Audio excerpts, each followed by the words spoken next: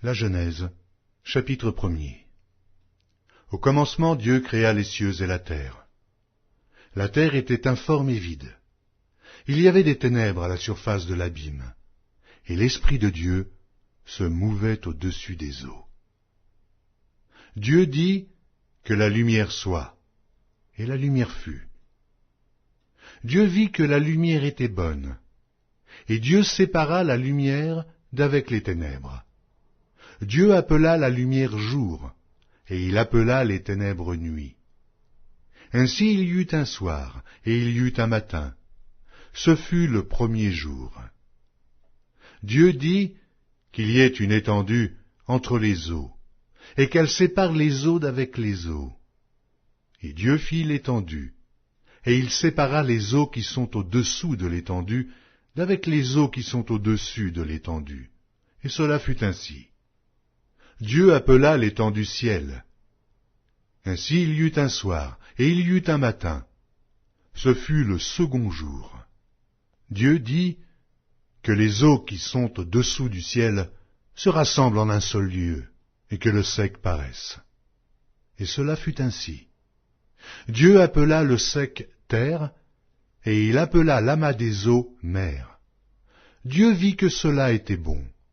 Puis Dieu dit que la terre produise de la verdure, de l'herbe portant de la semence, des arbres fruitiers donnant du fruit selon leur espèce, et ayant en eux leur semence sur la terre.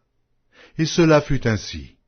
La terre produisit de la verdure, de l'herbe portant de la semence selon son espèce, et des arbres donnant du fruit, et ayant en eux leur semence, selon leur espèce. Dieu vit que cela était bon. Ainsi, il y eut un soir, et il y eut un matin. Ce fut le troisième jour. Dieu dit qu'il y ait des luminaires dans l'étendue du ciel pour séparer le jour d'avec la nuit, que ce soit des signes pour marquer les époques, les jours et les années, et qu'ils servent de luminaires dans l'étendue du ciel pour éclairer la terre. Et cela fut ainsi. Dieu fit les deux grands luminaires, le plus grand luminaire pour présider au jour, et le plus petit luminaire pour présider à la nuit. Il fit aussi les étoiles. Dieu les plaça dans l'étendue du ciel pour éclairer la terre, pour présider au jour et à la nuit, et pour séparer la lumière d'avec les ténèbres. Dieu vit que cela était bon. Ainsi, il y eut un soir, et il y eut un matin. Ce fut le quatrième jour. Dieu dit que les eaux produisent en abondance des animaux vivants, et que des oiseaux volent sur la terre vers l'étendue du ciel.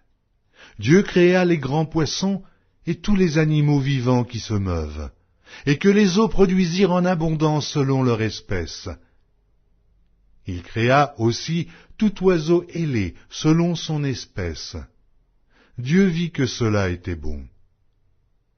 Dieu les bénit en disant « Soyez féconds, multipliez, et remplissez les eaux des mers, et que les oiseaux multiplient sur la terre. » Ainsi, il y eut un soir, et il y eut un matin. Ce fut le cinquième jour. Dieu dit que la terre produise des animaux vivants selon leur espèce, du bétail, des reptiles et des animaux terrestres selon leur espèce. Et cela fut ainsi. Dieu fit les animaux de la terre selon leur espèce, le bétail selon son espèce, et tous les reptiles de la terre selon leur espèce. Dieu vit que cela était bon. Puis Dieu dit, « Faisons l'homme à notre image, selon notre ressemblance, et qu'il domine sur les poissons de la mer, sur les oiseaux du ciel, sur le bétail, sur toute la terre, et sur tous les reptiles qui rampent sur la terre. » Dieu créa l'homme à son image. Il le créa à l'image de Dieu. Il créa l'homme et la femme. Dieu les bénit, et Dieu leur dit, « Soyez féconds, multipliez, remplissez la terre et l'assujettissez, et dominez sur les poissons de la mer, sur les oiseaux du ciel, sur tout animal qui se meut sur la terre. Et Dieu dit, voici, je vous donne toute herbe portant de la semence, et qui est à la surface de toute la terre, et tout arbre ayant en lui du fruit d'arbre, et portant de la semence. Ce sera votre nourriture.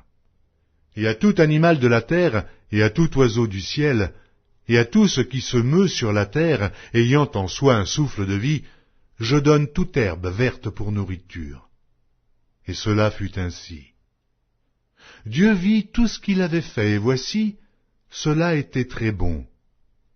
Ainsi il y eut un soir, il y eut un matin, ce fut le 6e jour.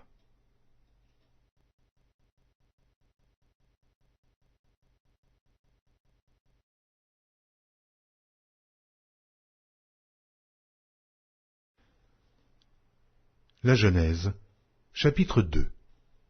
Ainsi furent achevés les cieux et la terre, et toute leur armée.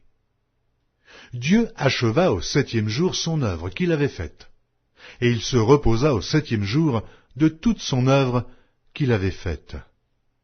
Dieu bénit le 7e jour, et il le sanctifia, parce qu'en ce jour, il se reposa de toute son œuvre qu'il avait créée en la faisant. Voici les origines des cieux et de la terre quand ils furent créés. Lorsque l'Éternel Dieu fit une terre et des cieux, aucun arbuste des champs n'était encore sur la terre, et aucune herbe des champs ne germait encore, car l'Éternel Dieu n'avait pas fait pleuvoir sur la terre, et il n'y avait point d'homme pour cultiver le sol. Mais une vapeur s'éleva de la terre et arrosa toute la surface du sol. L'Éternel Dieu forma l'homme de la poussière de la terre. Il souffla dans ses narines un souffle de vie, et l'homme devint un être vivant. Puis l'Éternel Dieu planta un jardin en Éden du côté de l'Orient, et il y mit l'homme qu'il avait formé.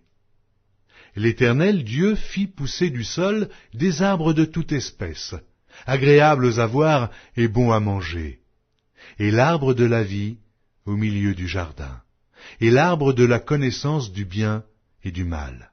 Un fleuve sortait d'Éden pour arroser le jardin, et de là, il se divisait en 4 bras. Le nom du premier est Pishon. C'est celui qui entoure tout le pays de Havila où se trouve l'or. L'or de ce pays est pur. On y trouve aussi le bdolium et la pierre d'onyx. Le nom du second fleuve est Gihon.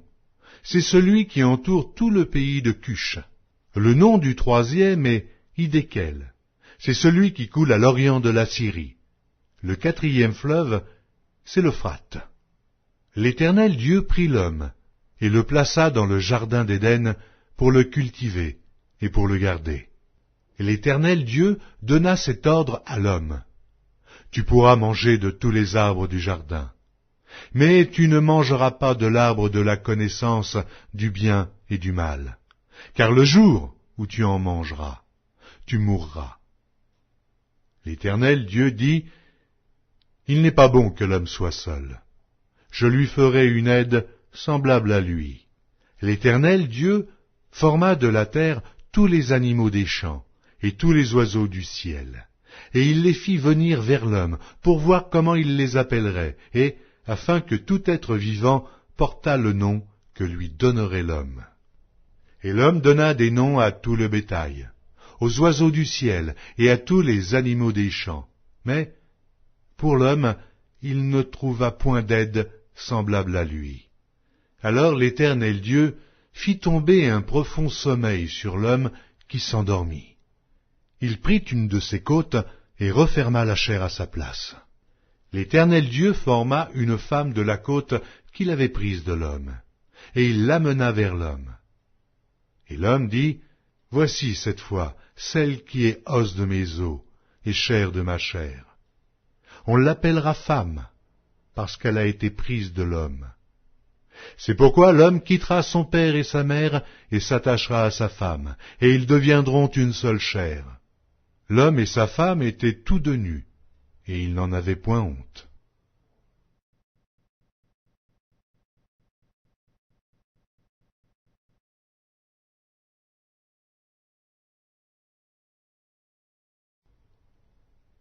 La Genèse, chapitre 3. Le serpent était le plus rusé de tous les animaux des champs que l'Éternel Dieu avait fait. Il dit à la femme, « Dieu a-t-il réellement dit, « Vous ne mangerez pas de tous les arbres du jardin ?» La femme répondit au serpent, « Nous mangeons du fruit des arbres du jardin. Mais quant au fruit de l'arbre qui est au milieu du jardin, Dieu a dit, « Vous n'en mangerez point et vous n'y toucherez point, de peur que vous ne mouriez. » Alors le serpent dit à la femme, « Vous ne mourrez point. Mais Dieu sait que le jour où vous en mangerez, vos yeux s'ouvriront, et que vous serez comme des dieux, connaissant le bien et le mal. » La femme vit que l'arbre était bon à manger et agréable à la vue, et qu'il était précieux pour ouvrir l'intelligence. Elle prit de son fruit et en mangea. Elle en donna aussi à son mari, qui était auprès d'elle, et il en mangea. Les yeux de l'un et de l'autre s'ouvrirent, ils connurent qu'ils étaient nus, et ayant cousu des feuilles de figuier, ils s'en firent des ceintures. Alors ils entendirent la voix de l'Éternel Dieu qui parcourait le jardin vers le soir, et l'homme et sa femme se cachèrent, loin de la face de l'Éternel Dieu, au milieu des arbres du jardin. Mais l'Éternel Dieu appela l'homme et lui dit, « Où es-tu » Il répondit, « J'ai entendu ta voix dans le jardin, et j'ai eu peur, parce que je suis nu, et je me suis caché. » Et l'Éternel Dieu dit, « Qui t'a appris que tu es nu? Est-ce que tu as mangé de l'arbre dont je t'avais défendu de manger ?» L'homme répondit, « La femme que tu as mise auprès de moi m'a donné de l'arbre, et j'en ai mangé. » Et l'Éternel Dieu dit à la femme, « Pourquoi tu fais cela ?» La femme répondit, « Le serpent m'a séduite et j'en ai mangé. » L'Éternel Dieu dit au serpent, « Puisque tu as fait cela, tu seras maudit entre tout le bétail et entre tous les animaux des champs. Tu marcheras sur ton ventre, et tu mangeras de la poussière tous les jours de ta vie. Je mettrai inimitié entre toi et la femme, entre ta postérité et sa postérité. Celle-ci t'écrasera la tête, et tu lui blesseras le talon. » Il dit à la femme, « J'augmenterai la souffrance de tes grossesses. Tu enfanteras avec douleur, et tes désirs se porteront vers ton mari, mais il dominera sur toi. » Il dit à l'homme, « Puisque tu as écouté la voix de ta femme, et que tu as mangé de l'arbre au sujet duquel je t'avais donné cet ordre, tu n'en mangeras point, le sol sera maudit à cause de toi. C'est à force de peine que tu en tireras ta nourriture tous les jours de ta vie. Il te produira des épines et des ronces, et tu mangeras de l'herbe des champs. C'est à la sueur de ton visage que tu mangeras du pain, jusqu'à ce que tu retournes dans la terre d'où tu as été pris, car tu es poussière, et tu retourneras dans la poussière. » Adam donna à sa femme le nom d'Ève, car elle a été la mère de tous les vivants. L'Éternel Dieu fit à Adam et à sa femme des habits de peau, et il les en revêtit. L'Éternel Dieu dit, « Voici, l'homme est devenu comme l'un de nous, pour la connaissance du bien et du mal. Empêchons-le maintenant d'avancer sa main, de prendre de l'arbre de vie, d'en manger, et de vivre éternellement. » Et l'Éternel Dieu le chassa du jardin d'Éden, pour qu'il cultivât la terre, d'où il avait été pris. C'est ainsi qu'il chassa Adam, et il mit à l'orient du jardin d'Éden les chérubins qui agitent une épée flamboyante pour garder le chemin de l'arbre de vie.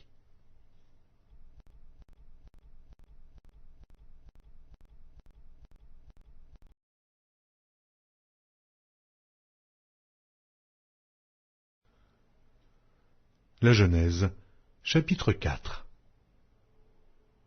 Adam connut Ève, sa femme.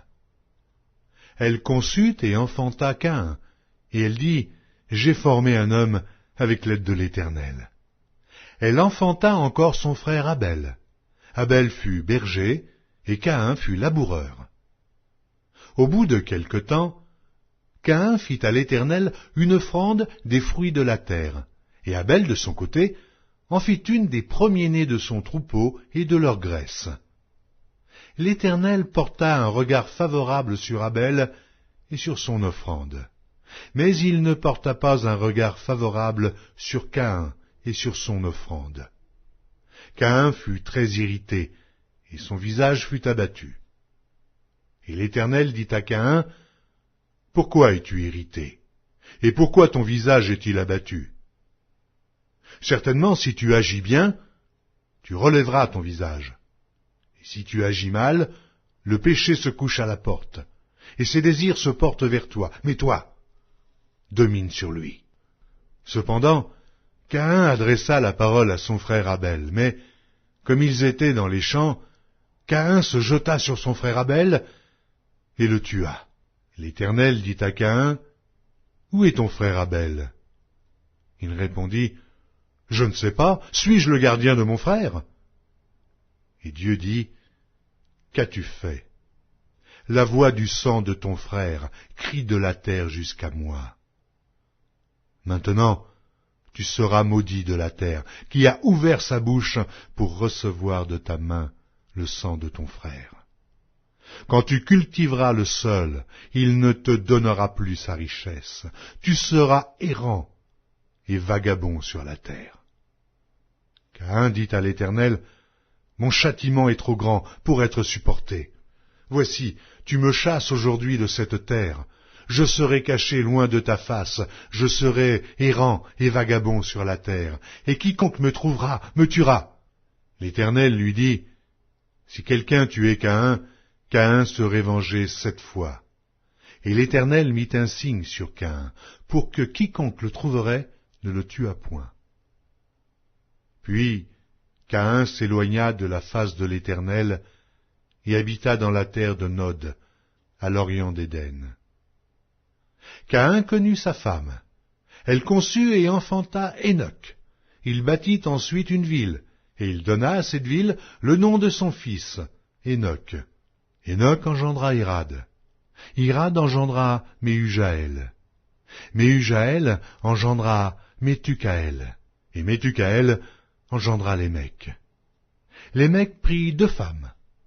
Le nom de l'une était Ada, et le nom de l'autre Tsilla. Ada enfanta Jabal. Il fut le père de ceux qui habitent sous des tentes et près des troupeaux. Le nom de son frère était Jubal. Il fut le père de tous ceux qui jouent de la harpe et du chalumeau. Tsilla, de son côté, enfanta Tubal-Caïn, qui forgeait tous les instruments d'airain et de fer. La sœur de Tubal-Caïn était Naama. Lémec dit à ses femmes, « Ada et Tsilla, écoutez ma voix. Femmes de Lémec, écoutez ma parole. J'ai tué un homme pour ma blessure, et un jeune homme pour ma meurtrissure. Caïn sera vengé 7 fois, et Lémec 77 fois. » Adam connut encore sa femme. Elle enfanta un fils, et l'appela du nom de Seth, car, dit-elle, « Dieu m'a donné un autre fils à la place d'Abel que Caïn a tué. » Seth eut aussi un fils, et il l'appela du nom d'Énoch. C'est alors que l'on commença à invoquer le nom de l'Éternel.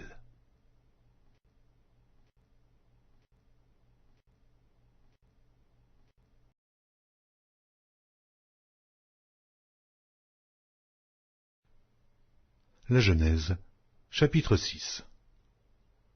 Lorsque les hommes eurent commencé à se multiplier sur la face de la terre, et que des filles leur furent nées, les fils de Dieu virent que les filles des hommes étaient belles, et ils en prirent pour femmes parmi toutes celles qu'ils choisirent. Alors l'Éternel dit, « Mon esprit ne restera pas à toujours dans l'homme, car l'homme n'est que chair, et ses jours seront de 120 ans. » Les géants étaient sur la terre en ces temps-là, après que les fils de Dieu furent venus vers les filles des hommes, et qu'elles leur eurent donné des enfants. Ce sont ces héros qui furent fameux dans l'Antiquité. L'Éternel vit que la méchanceté des hommes était grande sur la terre, et que toutes les pensées de leur cœur se portaient chaque jour uniquement vers le mal. L'Éternel se repentit d'avoir fait l'homme sur la terre, et il fut affligé en son cœur. Et l'Éternel dit, j'exterminerai de la face de la terre l'homme que j'ai créé, depuis l'homme jusqu'au bétail, aux reptiles et aux oiseaux du ciel, car je me repens de les avoir faits. Mais Noé trouva grâce aux yeux de l'Éternel. Voici la postérité de Noé. Noé était un homme juste et intègre dans son temps. Noé marchait avec Dieu. Noé engendra 3 fils, Sem, Cham et Japheth. La terre était corrompue devant Dieu. La terre était pleine de violence. Dieu regarda la terre, et voici, elle était corrompue, car toute chair avait corrompu sa voie sur la terre. Alors Dieu dit à Noé, la fin de toute chair est arrêtée par devers moi, car ils ont rempli la terre de violence. Voici, je vais les détruire avec la terre. Fais-toi une arche de bois de gophée. Tu disposeras cette arche en cellules, et tu l'enduiras de poix en dedans et en dehors. Voici comment tu la feras. L'arche aura 300 coudées de longueur, 50 coudées de largeur, et 30 coudées de hauteur. Tu feras à l'arche une fenêtre, que tu réduiras à 1 coudée en haut. Tu établiras une porte sur le côté de l'arche, et tu construiras un étage inférieur, un second et un 3e. Et moi, je vais faire venir le déluge d'eau sur la terre, pour détruire toute chair ayant souffle de vie sous le ciel. Tout ce qui est sur la terre périra. Mais j'établis mon alliance avec toi. Tu entreras dans l'arche, toi et tes fils, ta femme et les femmes de tes fils avec toi. De tout ce qui vit, de toute chair, tu feras entrer dans l'arche 2 de chaque espèce, pour les conserver en vie avec toi. Il y aura un mâle et une femelle, des oiseaux selon leur espèce, du bétail selon son espèce, et de tous les reptiles de la terre selon leur espèce. 2 de chaque espèce viendront vers toi, pour que tu leur conserves la vie. Et toi, prends de tous les aliments que l'on mange, et fais-en une provision auprès de toi, afin qu'ils te servent de nourriture ainsi qu'à eux.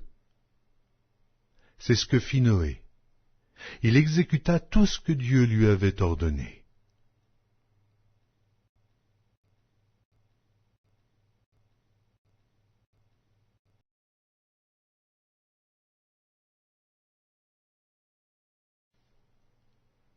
La Genèse, chapitre 7. L'Éternel dit à Noé, « Entre dans l'arche, toi et toute ta maison, car je t'ai vu juste devant moi parmi cette génération.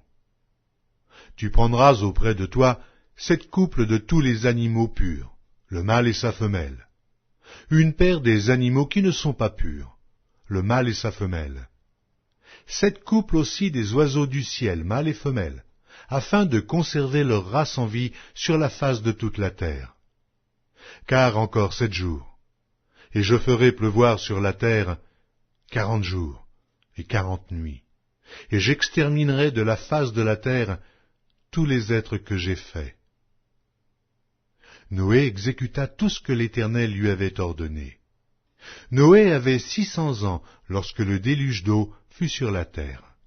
Et Noé entra dans l'arche avec ses fils, sa femme, et les femmes de ses fils, pour échapper aux eaux du déluge.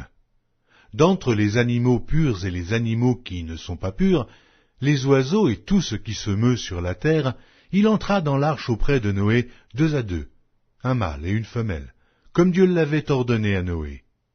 7 jours après, les eaux du déluge furent sur la terre. L'an 600 de la vie de Noé, le second mois, le 17e jour du mois, en ce jour-là, toutes les sources du grand abîme jaillirent, et les écluses des cieux s'ouvrirent. La pluie tomba sur la terre 40 jours et 40 nuits. Ce même jour entrèrent dans l'arche Noé, Sem, Cham et Japheth, fils de Noé, la femme de Noé et les 3 femmes de ses fils avec eux. Eux et tous les animaux selon leur espèce, tout le bétail selon son espèce, tous les reptiles qui rampent sur la terre, selon leur espèce, tous les oiseaux selon leur espèce, tous les petits oiseaux, tout ce qui a des ailes. Ils entrèrent dans l'arche auprès de Noé 2 à 2, de toute chair ayant souffle de vie. Il en entra mâle et femelle, de toute chair, comme Dieu l'avait ordonné à Noé, puis l'Éternel ferma la porte sur lui. Le déluge fut 40 jours sur la terre. Les eaux crurent et soulevèrent l'arche, et elle s'éleva au-dessus de la terre. Les eaux grossirent et s'accrurent beaucoup sur la terre, et l'arche flotta sur la surface des eaux. Les eaux grossirent de plus en plus, et toutes les hautes montagnes qui sont sous le ciel entier furent couvertes. Les eaux s'élevèrent de 15 coudées au-dessus des montagnes qui furent couvertes. Tout ce qui se mouvait sur la terre périt, tant les oiseaux que le bétail et les animaux, tout ce qui rampait sur la terre et tous les hommes. Tout ce qui avait respiration, souffle de vie dans ses narines et qui était sur la terre sèche, mourut. Tous les êtres qui étaient sur la face de la terre furent exterminés, depuis l'homme jusqu'au bétail, aux reptiles et aux oiseaux du ciel. Ils furent exterminés de la terre, il ne resta que Noé et ceux qui étaient avec lui dans l'arche. Les eaux furent grosses sur la terre pendant 150 jours.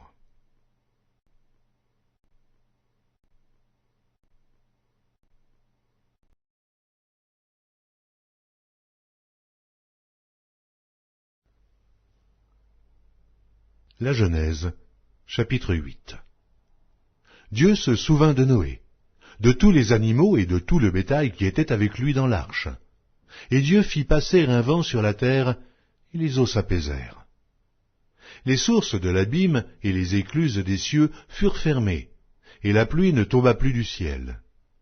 Les eaux se retirèrent de dessus la terre, s'en allant et s'éloignant, et les eaux diminuèrent au bout de 150 jours. Le 7e mois, le 17e jour du mois, l'arche s'arrêta sur les montagnes d'Ararat. Les eaux allèrent en diminuant jusqu'au 10e mois. Le 10e mois, le 1er jour du mois, apparurent les sommets des montagnes.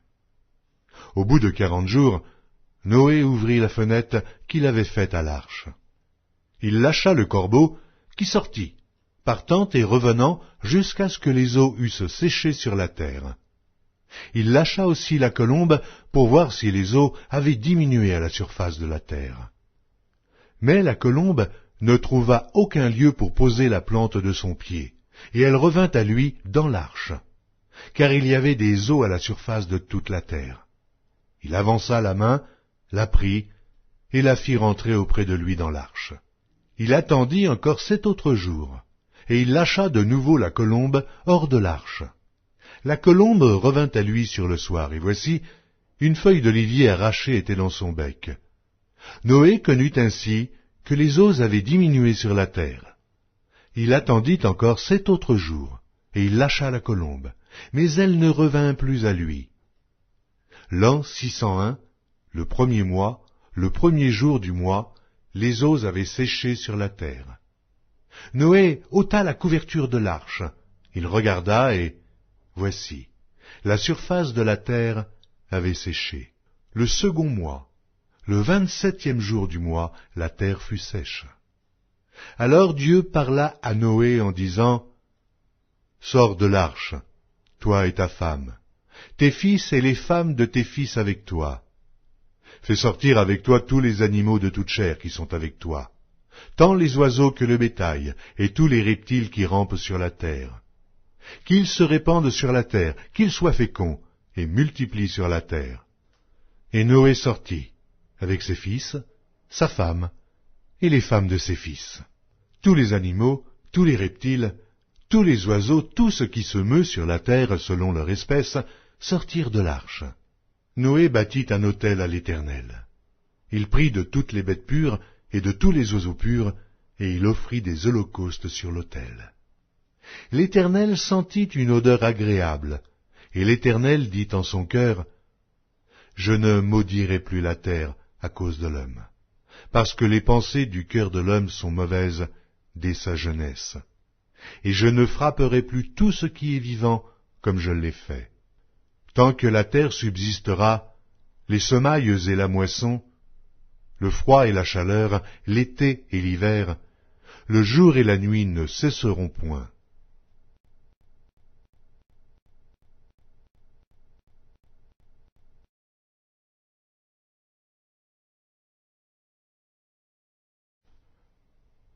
La Genèse, chapitre 9. Dieu bénit Noé et ses fils et leur dit : Soyez féconds, multipliez et remplissez la terre. Vous serez un sujet de crainte et d'effroi pour tout animal de la terre, pour tout oiseau du ciel, pour tout ce qui se meut sur la terre, et pour tous les poissons de la mer. Ils sont livrés entre vos mains. Tout ce qui se meut et qui a vie vous servira de nourriture. Je vous donne tout cela comme l'herbe verte. Seulement, vous ne mangerez point de chair avec son âme, avec son sang. Sachez-le aussi, je redemanderai le sang de vos âmes. Je le redemanderai à tout animal, et je redemanderai l'âme de l'homme à l'homme qui est son frère. Si quelqu'un verse le sang de l'homme, par l'homme son sang sera versé, car Dieu a fait l'homme à son image. Et vous, soyez féconds et multipliez, répandez-vous sur la terre et multipliez sur elle. Dieu parla encore à Noé et à ses fils avec lui en disant : Voici, j'établis mon alliance avec vous et avec votre postérité après vous, avec tous les êtres vivants qui sont avec vous, tant les oiseaux que le bétail, et tous les animaux de la terre, soit avec tous ceux qui sont sortis de l'arche, soit avec tous les animaux de la terre. J'établis mon alliance avec vous. Aucune chair ne sera plus exterminée par les eaux du déluge, et il n'y aura plus de déluge pour détruire la terre. Et Dieu dit : C'est ici le signe de l'alliance que j'établis entre moi et vous, et tous les êtres vivants qui sont avec vous, pour les générations à toujours. J'ai placé mon arc dans la nue, et il servira de signe d'alliance entre moi et la terre. Quand j'aurai rassemblé des nuages au-dessus de la terre, l'arc paraîtra dans la nue. Et je me souviendrai de mon alliance entre moi et vous, et tous les êtres vivants de toute chair, et les eaux ne deviendront plus un déluge pour détruire toute chair. L'arc sera dans la nue, et je le regarderai pour me souvenir de l'alliance perpétuelle entre Dieu et tous les êtres vivants, de toute chair qui est sur la terre. Et Dieu dit à Noé : Tel est le signe de l'alliance que j'établis entre moi et toute chair qui est sur la terre. Les fils de Noé qui sortirent de l'arche étaient Sem, Cham et Japheth. Cham fut le père de Canaan. Ce sont là les 3 fils de Noé, et c'est leur postérité qui peupla toute la terre. Noé commença à cultiver la terre et planta de la vigne. Il but du vin, s'enivra, et se découvrit au milieu de sa tente. Cham, père de Canaan, vit la nudité de son père, et il le rapporta dehors à ses 2 frères. Alors, Sem et Japheth prirent le manteau, le mirent sur leurs épaules, marchèrent à reculons, et couvrirent la nudité de leur père. Comme leur visage était détourné, ils ne virent point la nudité de leur père. Lorsque Noé se réveilla de son vin, il apprit ce que lui avait fait son fils cadet, et il dit : Maudit soit Canaan, qu'il soit l'esclave des esclaves de ses frères. Et il dit encore : Béni soit l'Éternel, Dieu de Sem, et que Canaan soit leur esclave. Que Dieu étende les possessions de Japheth, qu'il habite dans les tentes de Sem, et que Canaan soit leur esclave. Noé vécut après le déluge 350 ans. Tous les jours de Noé furent de 950 ans, puis il mourut.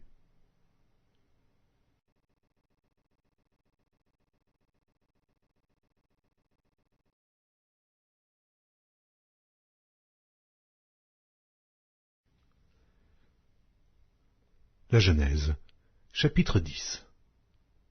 Voici la postérité des fils de Noé, Sem, Cham et Japheth. il leur naquit des fils après le déluge. Les fils de Japheth furent Gomer, Magog, Madaï, Javan, Tubal, Méchec et Tiras. Les fils de Gomer, Ashkenaz, Riphath et Togarma. Les fils de Javan, Elisha, Tarsis, Kittim et Dodanim. C'est par eux qu'ont été peuplées les îles des nations selon leurs terres, selon la langue de chacun, selon leur famille, selon leur nation.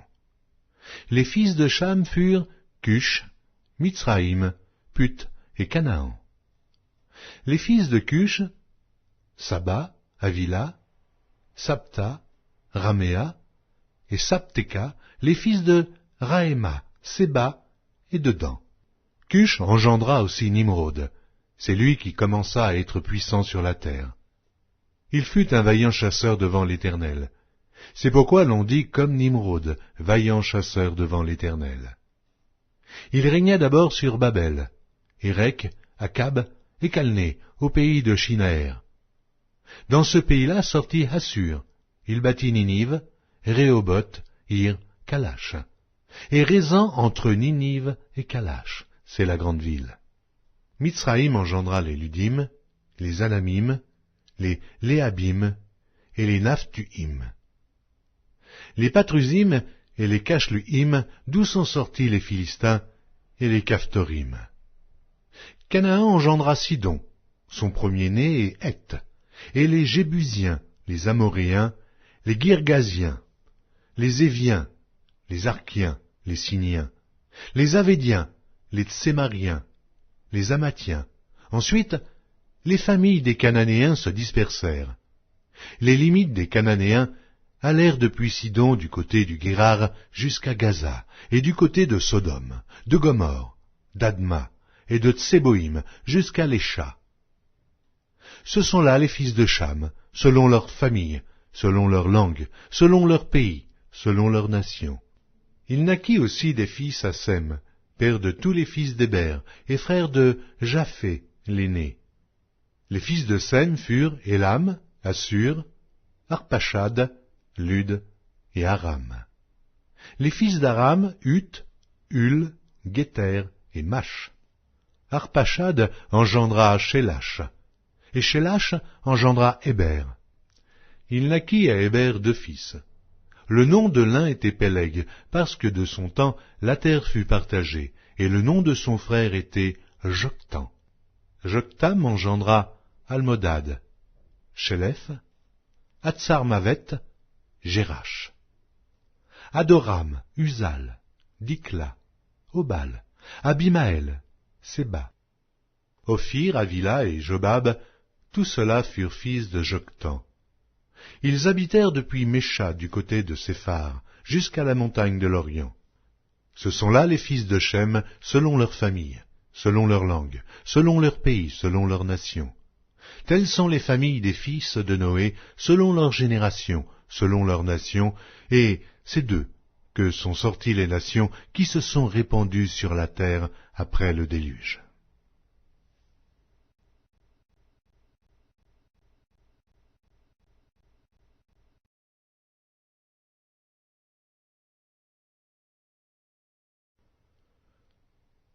La Genèse, chapitre 11. Toute la terre avait une seule langue et les mêmes mots. Comme ils étaient partis de l'Orient, ils trouvèrent une plaine au pays de Shinaër, et ils y habitèrent. Ils se dirent l'un à l'autre, « Allons, faisons des briques, et cuisons-les au feu. » Et la brique leur servit de pierre, et le bitume leur servit de ciment.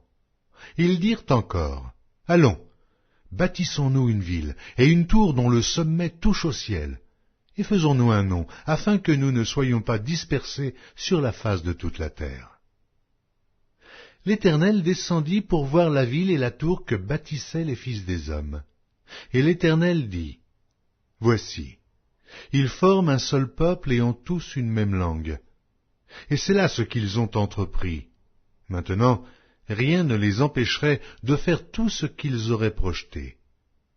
Allons, descendons et là, confondons leur langage, afin qu'ils n'entendent plus la langue les uns des autres. » Et l'Éternel les dispersa loin de là sur la surface de toute la terre. Et ils cessèrent de bâtir la ville. C'est pourquoi on l'appela du nom de Babel. Car c'est là que l'Éternel confondit le langage de toute la terre. Et c'est de là que l'Éternel les dispersa sur la face de toute la terre. Voici la postérité de Sem. Sem, âgé de 100 ans, engendra Arpachad, 2 ans après le déluge. Sem vécut après la naissance d'Arpachad 500 ans, et il engendra des fils et des filles. Arpachad, âgé de 35 ans, engendra Shélach. Arpachad vécut après la naissance de Shélach 403 ans, et il engendra des fils et des filles. Shélach, âgé de 30 ans, engendra Héber. Shélach vécut après la naissance d'Héber 403 ans, et il engendra des fils et des filles. Héber, âgé de 34 ans, engendra Péleg. Héber vécut après la naissance de Péleg 430 ans, et il engendra des fils et des filles. Péleg, âgé de 30 ans, engendra Réhu.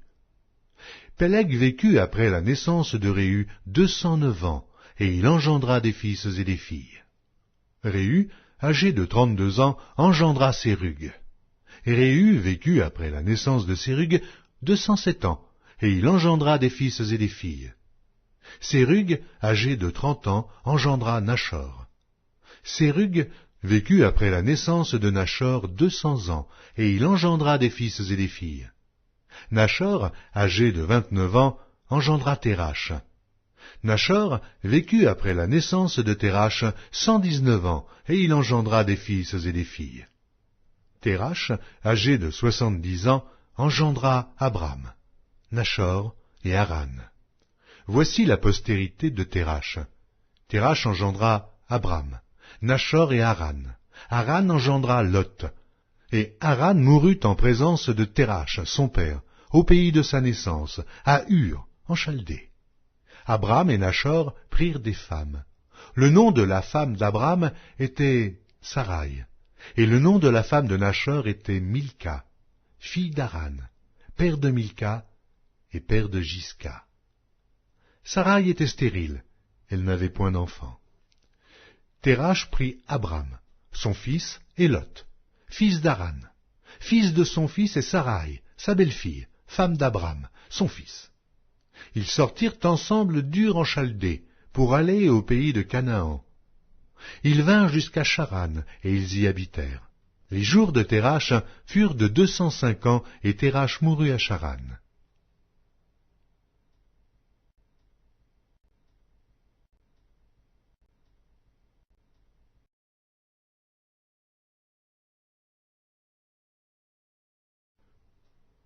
La Genèse, chapitre 12.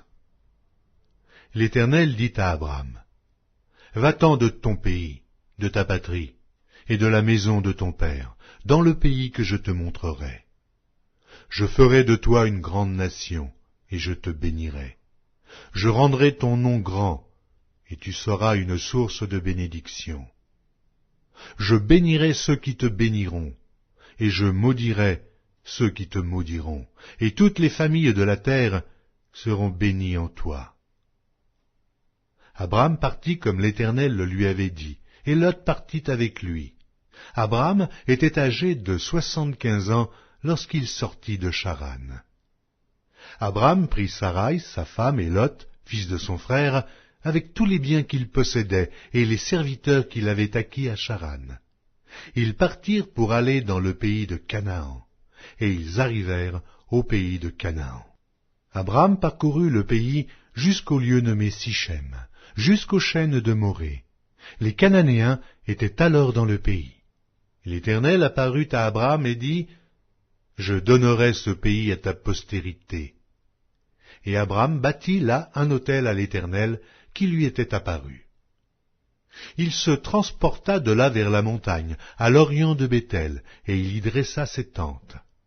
Ayant Béthel à l'occident et Haï à l'orient, il bâtit encore là un autel à l'Éternel, et il invoqua le nom de l'Éternel. Abram continua ses marches en s'avançant vers le midi. Il y eut une famille dans le pays, et Abram descendit en Égypte pour y séjourner, car la famille était grande dans le pays. Comme il était près d'entrer en Égypte, il dit à Sarai, sa femme, « Voici, je sais que tu es une femme belle de figure.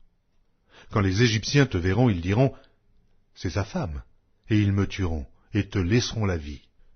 Dis, je te prie, que tu es ma sœur, afin que je sois bien traité à cause de toi, et que mon âme vive grâce à toi. » Lorsque Abram fut arrivé en Égypte, les Égyptiens virent que la femme était fort belle.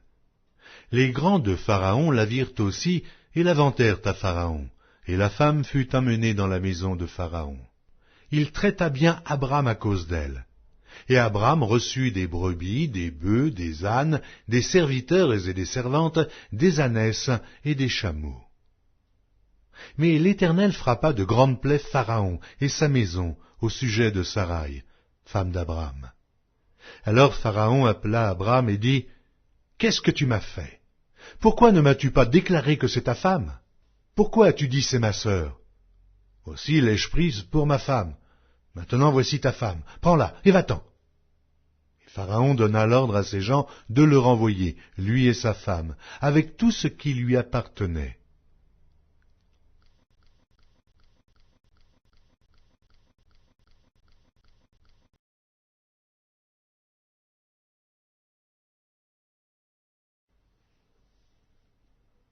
La Genèse, chapitre 13. Abram remontait d'Égypte vers le midi, lui, sa femme, et tout ce qui lui appartenait, et Lot avec lui. Abram était très riche en troupeaux, en argent et en or. Il dirigea ses marches du midi jusqu'à Béthel, jusqu'au lieu où était sa tente au commencement, entre Béthel et Haï, au lieu où était l'autel qu'il avait fait précédemment, et là, Abram invoqua le nom de l'Éternel. Lot, qui voyageait avec Abram, avait aussi des brebis, des bœufs et des tentes. Et la contrée était insuffisante pour qu'ils demeurassent ensemble, car leur bien était si considérable qu'ils ne pouvaient demeurer ensemble. Il y eut querelle entre les bergers des troupeaux d'Abram et les bergers des troupeaux de Lot. Les Cananéens et les Phéréziens habitaient alors dans le pays. Abram dit à Lot, « Qu'il n'y ait point, je te prie, de dispute entre moi et toi, ni entre mes bergers et tes bergers, car nous sommes frères. Tout le pays n'est-il pas devant toi? Sépare-toi donc de moi. Si tu vas à gauche, j'irai à droite. Si tu vas à droite, j'irai à gauche. » Lot leva les yeux et vit toute la plaine du Jourdain, qui était entièrement arrosée. Avant que l'Éternel eût détruit Sodome et Gomorrhe, c'était jusqu'à Tsoar, comme un jardin de l'Éternel, comme le pays d'Égypte. Lot choisit pour lui toute la plaine du Jourdain, et il s'avança vers l'Orient. C'est ainsi qu'ils se séparèrent l'un de l'autre. Abram habita dans le pays de Canaan, et Lot habita dans les villes de la plaine, et dressa ses tentes jusqu'à Sodome. Les gens de Sodome étaient méchants, et de grands pécheurs contre l'Éternel. L'Éternel dit à Abram, après que Lot se fut séparé de lui, « Lève les yeux, et du lieu où tu es, regarde vers le nord et le midi, vers l'Orient et l'Occident. Car tout le pays que tu vois, je le donnerai à toi et à ta postérité pour toujours. Je rendrai ta postérité comme la poussière de la terre, en sorte que, si quelqu'un peut compter la poussière de la terre, ta postérité aussi sera comptée. Lève-toi, parcours le pays dans sa longueur et dans sa largeur, car je te le donnerai. » Abram leva ses tentes et vint habiter parmi les chênes de Mamré, qui sont près d'Hébron, et il bâtit là un autel à l'Éternel.